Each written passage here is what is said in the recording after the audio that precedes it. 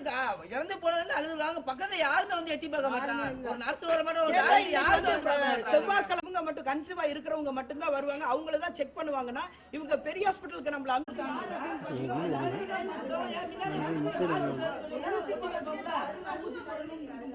இவங்க எப்படி வந்து தெரியல.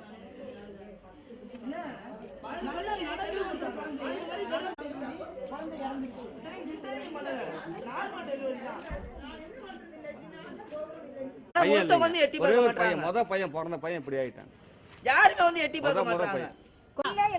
5 மணிக்கு கொண்டு சார் நல்ல பெரிய பெரிய டாக்டர் பாத்துருப்போம்ல. இல்ல அவ்வளவு பேர்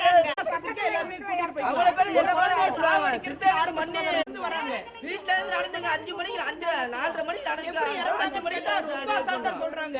இங்க டாக்டர் வந்து அந்த டாக்டர் இல்லங்க ஹாஸ்பிடல் பேசாம ஹாஸ்பிடல் வேணா க்ளோஸ் பண்ணி எல்லாமே. இது மாதிரி இன்னும் எத்தனை குழந்தை சாக போகுது பாருங்க. இவங்க 5 மணிக்கு சேர்ந்தவங்க ஒரு 10 மணிலானே. மாமா நின்னுங்க. எங்க கொண்டு போறீங்க? மாமா எங்க கொண்டு போறீங்க? இது பண்றாங்க.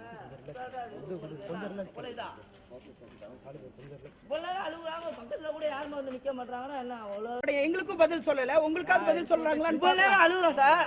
அவங்க சோறு தின்றாங்க, இது பண்றாங்க. நாங்க அழுதுட்டு நின்று. ஆமா, அவங்க சாப்பிடுறாங்க. அவங்களுக்கு சாப்பாடு அவங்க வீட்டுல நடந்ததானே பிரச்சனை. அவங்க சாப்பிட்டு அவங்க சொல்லுங்க. அவங்க அம்மா பேரு ஷீபா. காலையில இறந்துச்சுன்னு சொன்னாங்க. அவங்க பேரு ஷீபா.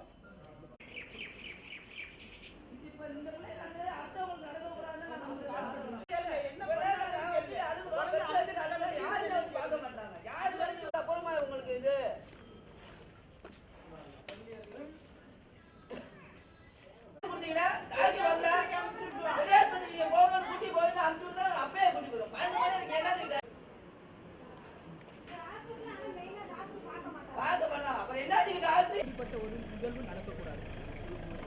அவங்க வந்து பதில் சொல்ல மாட்டாங்க.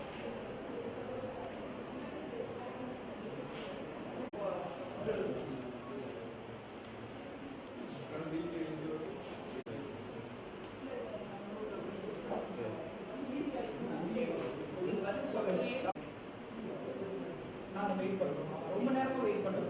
2 மணி நேரமா வந்து டாக்டர் எங்கிட்ட தான் அவங்க ரெகுலராக செக் பண்ணிட்டு எங்கிட்ட தான் ரெகுலர்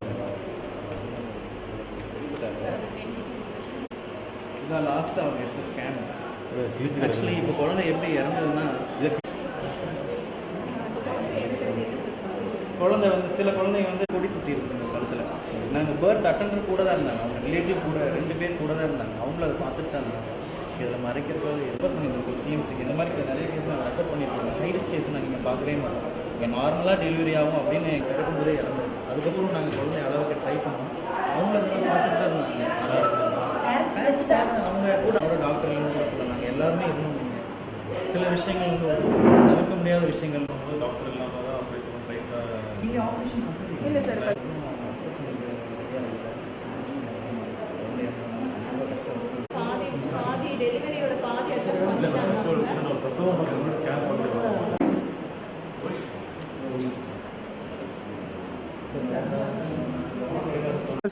என் பேர் ஸ்டீஃபனுங்க. நான் வந்து ஒரு கம்பெனியில் ஒர்க் பண்ணுறேன். இங்கே இருக்கிற கம்பெனியில் நான் வந்து பார்த்தீங்கன்னா ஷீபான்னு எங்கள் அண்ணி அவங்களுக்கு ஆம்பளை குழந்தை வந்து காலையில் ஒரு 11:30 மணிக்கு பிறந்துச்சு. இறந்துருச்சு அந்த குழந்தை. என்ன நடந்தது அப்படின்னு பார்த்தீங்கன்னா காலையில் 5 மணிக்கு நடக்க வச்சு அந்த தாய் வந்து நடந்து தான் வந்தாங்க. இந்த பிரசவத்தை பார்த்தது யார் அப்படின்னு பார்த்தீங்கன்னா ஒரு நர்ஸ், ட்ரெயினட் நர்ஸ்ன்னு சொல்றாங்க. அவங்க தான் பார்த்தாங்களாமா அந்த குழந்தைய பிரசவம் பார்த்துருக்காங்க. உண்மையிலேயே ஒரு நர்ஸ் பார்க்கலாமா பிரசவம் பார்க்கறதுக்கு? அதாவது டாக்டர் தான் பார்க்கணுமா இல்லை நர்ஸே பார்க்க முடியுமா? ஒரு ஊசி போடணும்னா கூட நர்ஸ் போட முடியாது, போடக்கூடாதுன்னு சொல்லப்படுகின்ற பொழுது இந்த ஆரம்ப சுகாதார நிலையத்தில் ஒரு நர்ஸ் வந்து அந்த குழந்தை பிரசவம் பார்த்து ஒரு குழந்தை இறந்து போயிருச்சு. கேட்டால் வந்து நீங்கள் பழைய இதில் அது ரிப்போர்ட் இல்லை, பழைய இவங்ககிட்ட அந்த ஃபெசிலிட்டிஸ் இல்லாட்டி எங்கள்கிட்ட சொல்லியிருந்தா நாங்கள் பெரிய ஹாஸ்பிட்டல் கூட்டு போயிருப்போம். அட்லீஸ்ட் உடனே வாங்கியாவது நாங்கள் வெளியே பார்த்துருப்போம். ஒரு உயிரை துச்சமாக நினைக்கிறாங்க. ஆரம்ப சுகாதார நிலையம் உண்மையிலேயே எதற்காக தொடங்கப்பட்டிருக்கு? உண்மையிலேயே வந்து டெலிவரிக்காக உண்மையாவா இல்ல இது வந்து மக்களுக்கு உண்மையிலே ஹெல்ப் பண்றாங்களா? என்ன மரித்துருச்சு, குழந்தை இறந்து போயிருச்சு, ஆனா சரியான விளக்கம் சொல்ல நாங்க கேட்கறோம், ப்ராப்பரா பதில் சொல்ல மாட்டேங்கிறாங்க. ஸோ நிச்சயமாலுமே இவங்க வந்து இவங்க தரப்புல கரெக்டா பதில் சொல்லணும். அதுக்காக என்ன ரீசனுக்காக குழந்தை இறந்துச்சு? ஏன்னா நல்லா நடந்து வந்த தாய் வந்து நல்லா நடந்து தான் வந்தாங்க, குழந்தை இறந்து போயிருச்சு. இப்போ இது எங்களுக்கு தான் லாஸ். இதுக்கு என்ன சொல்ல போறாங்க? இது மாதிரி எத்தனை குழந்தைங்க யாரும் உங்களை இப்போ கூப்பிட்டதுக்கான நோக்கம் ஒரே ஒரு நோக்கம் மட்டுமே என்ன அப்படின்னு பார்த்தீங்கன்னா, இனி எந்த ஒரு குழந்தையும் இப்படி இறக்கக்கூடாது, அதுதான் நோக்கம். குழந்தை வந்து சுகப்பிரசவம் தான் சொல்றாங்க. கேட்டா வந்து எதனால இறந்துச்சுன்னு பதில் சொல்ல மாட்டேங்கிறாங்க. கொடி சுத்திடுச்சு, அது வந்து நீங்க ஸ்கேன் பண்ணணும், ஸ்கேன் பண்ணதுல ரிப்போர்ட் இல்லைன்னு சொல்றாங்க. அப்ப அந்த ஃபெசிலிட்டிஸ் உங்கள்கிட்ட இல்லை அப்படின்னு சொன்னா பெரிய ஹாஸ்பிட்டலுக்கு கொண்டு போங்கன்னு சொல்லியிருந்தாங்கன்னா நாங்க பெரிய ஹாஸ்பிட்டலுக்கு கொண்டு போயிருப்போம்.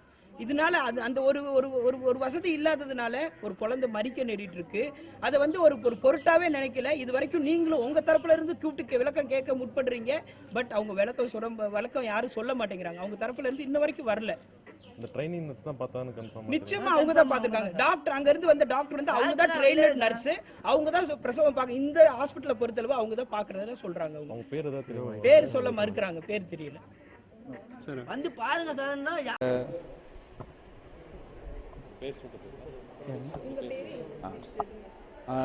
நான் மருத்துவர் தினேஷ் பாபு, இங்கே பிளாக் மெடிக்கல் ஆஃபீஸருங்க. இன்றைக்கி காலையில் எங்கள் ஹாஸ்பிட்டலில் ஒரு 9 மணிக்கு 6 மணிக்கு ஒரு மதர் வந்து அட்மிட் ஆனாங்க. அவங்க பேர் ஷீபா, 23 வயசு. அவங்க எங்ககிட்ட தான் ரெகுலராக செக்கப் வந்துட்டுருக்காங்க. அவங்க எல்லா ஸ்கேன்ஸு ரெகுலர் செக்கப்ஸ் எல்லாமே எங்ககிட்ட தான் வந்துட்டுருக்காங்க. நாங்கள் தான் எல்லாமே பார்த்துட்டு இருந்தோம். இன்றைக்கி மார்னிங் ஒரு 6:30க்கு வந்து அட்மிட் ஆனாங்க. டெலிவரி பெயினோட அட்மிட் ஆனாங்க. அவங்களுக்கு 9:30க்கு அவங்களுக்கு வந்து டாக்டர் செக் பண்ணி பார்க்கும்போது அவங்களுக்கு வந்து ஒரு 6 சென்டிமீட்டர் டைலேஷன் இருந்தது. அவங்களுக்கு வந்து டெலிவரி ஆகிறதுக்கு கொஞ்சம் டைம் இருக்குது, வெயிட் பண்ண சொல்லி அவங்கள வந்து டேபிளில் படுக்க வச்சுருந்தோம். ஸ்டாஃப் நர்ஸ் கூட வந்து பார்த்துட்டு தான் இருந்தாங்க. அவங்க லாஸ்ட்டாக எடுத்த ஸ்கேனில் வந்து எல்லாமே நார்மலாக இருக்குது, குழந்தையோட வெயிட் நல்லாயிருக்கு, தண்ணியெல்லாம் நல்லாயிருக்கு, நார்மல் டெலிவரி ஆகும் அப்படின்னு சொன்னதுனால நாங்களும் இங்கே வந்து நார்மல் டெலிவரிக்கு நாங்கள் இங்கே வச்சு பார்த்துட்டு இருந்தோம். யூஸ்வலாக ஏதாவது ஒரு ரிஸ்க் ஃபேக்டர் இருக்குது, லாஸ்ட் ஸ்கேனில் ஏதாவது ஒரு ப்ராப்ளம் இருக்குது, இல்லை முன்னாடியே நாங்கள் வந்து அனீமியா, ஹைப்பர் டென்ஷன் ஏதாவது கண்டுபிடிச்சோன்னா முன்னாடியே எங்களுக்கு வந்து இன்ஸ்ட்ரக்ஷன்ஸ் இருக்குது. நாங்கள் அதனால் வந்து உடனே வந்து சிஎம்சிக்கு நாங்கள் வந்து ரெஃபர் பண்ணுவோம், இல்லை கிட்ட உள்ள ஜிஹெச்சுக்கு ரெஃபர் பண்ணுவோம். அப்படி எந்த ஒரு காம்ப்ளிகேஷன் இல்லாதனால நாங்கள் இந்த டெலிவரியை நாங்களே டேக் ஓவர் பண்ண வேண்டிய சூழ்நிலை இருந்தது. அதனால் நாங்களே இங்கே டெலிவரி கண்டக்ட் பண்ணோம். குழந்தை பிறக்கும்போது குழந்தையோட கொடி வந்து 2 ரவுண்டு கழுத்தை சுற்றி இருந்தது. ஸோ அதை வந்து நாங்கள் எதிர்பார்க்கவும் இல்லை, ஸ்கேன்லேயும் இல்லை. ஸோ பிறந்ததுக்கு அப்புறம் தான் நாங்களுக்கு வந்து எனக்கு இந்த மாதிரி கொடி சுற்றி இருக்குன்னு எங்களுக்கு தெரிய வந்தது. குழந்தை வந்து உள்ளே வந்து குழந்தை இறந்தே பிறந்திருக்கு. இதுதான் ரீசனுங்க. இப்படி தான் குழந்தை இறந்துருக்கு. எங்களுடைய கவனக்குறைவால் குழந்தை இறக்கல. நாங்கள் எல்லாருமே கரெக்டாக தான் பார்த்துருக்கோங்க. அவங்க டெலிவரி ஆகிருக்கோம். பேஷண்ட்டுக்கிட்ட நாங்கள் எப்படி குழந்தை இறந்ததுன்னு எல்லாமே நாங்கள் சொல்லியிருக்கோம். பட் அவங்க அக்செப்ட் பண்ணிக்கிறதுக்கு ரெடியாக இல்லை. இதுதான் உண்மை. டாக்டர் மருத்துவர் பேர், செவிலியர் பேர், அவங்க செலிவரி ட்ரெயின்டு ஸ்டாஃப் இருக்காங்க. அவங்க பேர் டாக்டர் சுபாஷினி. அவங்க கிட்டத்தட்ட 15 வருஷத்துக்கு மேலே இங்கே தான் எங்ககிட்ட ஒர்க் பண்ணிட்டுருக்காங்க. இவங்க டாக்டர் ஐஸ்வர்யா, அவங்களும் இங்கே தான் இருக்காங்க.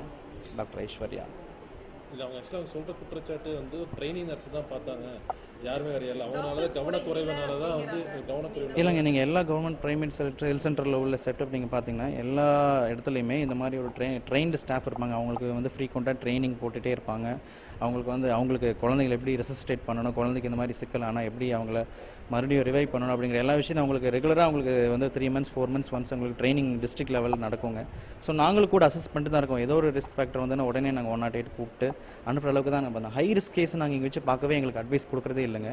எங்களுக்கு மேலே உள்ள இன்ஸ்ட்ரக்ஷன் என்ன, ஹை ரிஸ்க் கேஸை ஐடென்டிஃபை பண்ணி ப்ராப்பராக வந்து சிஎம்சிக்கு அனுப்ப வேண்டிய வேலை தான் எங்களுடைய வேலை. நாங்கள் வந்து ஹை ரிஸ்க் கேஸ் இங்கே வச்சு பார்த்து எங்களுக்கு கணக்கு காட்டணும்னு அவசியமே இல்லைங்க. இவ்வளோ டெலிவரி ஆனால் எங்களுக்கு இவ்வளோ இன்சிட்டி அந்த மாதிரிலாம் இனிமேல் எல்லாம் ஒரு சேவை இணைப்பத்தோடு தான் பண்ணிட்டுருக்கோங்க.